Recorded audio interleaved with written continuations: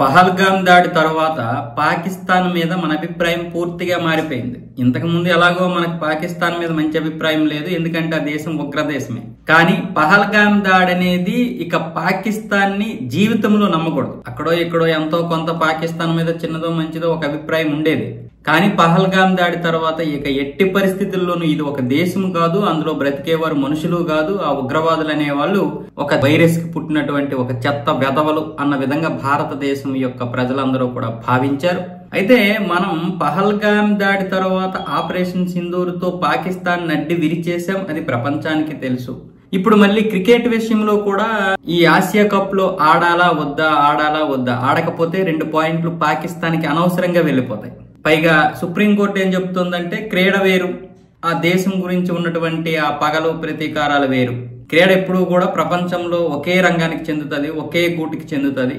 దానికి ఎట్టి పరిస్థితుల్లోనూ ఉగ్రవాదం గాని, రాజకీయం గాని, వ్యాపారం గాని ఏది పొలమకూడదు. అది ఒక క్రీడా రంగం అలా వెళ్ళిపోతూ ఉండాలని కూడా చెప్పింది. దీనికి ఇప్పుడు మన భారత అభిమానులు అయితే షాక్ ఇచ్చారు. యూఏఈలో జరుగుతున్నటువంటి ఈ ఆసియా కప్ మీద పెద్దగా ఆసక్తి లేదు. ముఖ్యంగా భారత్ పాకిస్తాన్ అంటే ఎగబడి చూస్తారు.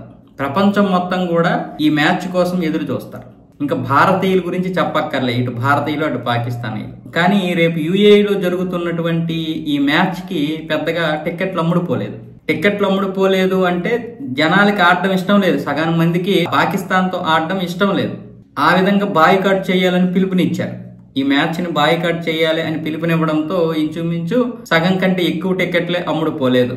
అలాగే కొంతమంది ఏమంటున్నారంటే ఎలాగో పహల్గామ్ దాడి వల్ల మనం ఆపరేషన్ సింధూర్ చేసి పాకిస్తాన్ ని నడ్డి విరిచేశాం కదా, క్రికెట్ లో కూడా వాళ్ళ నడ్డి విరిచేస్తే 2 విధాలుగా కూడా మనకు మంచి జరుగుతుంది. వాళ్ళే లబోదీపం అనుకుంటూ ఏడ్చుకుంటూ వెళ్తారు, పాకిస్తాన్ ప్రజలు కూడా వాళ్ళని తిడుతూ ఉంటారు.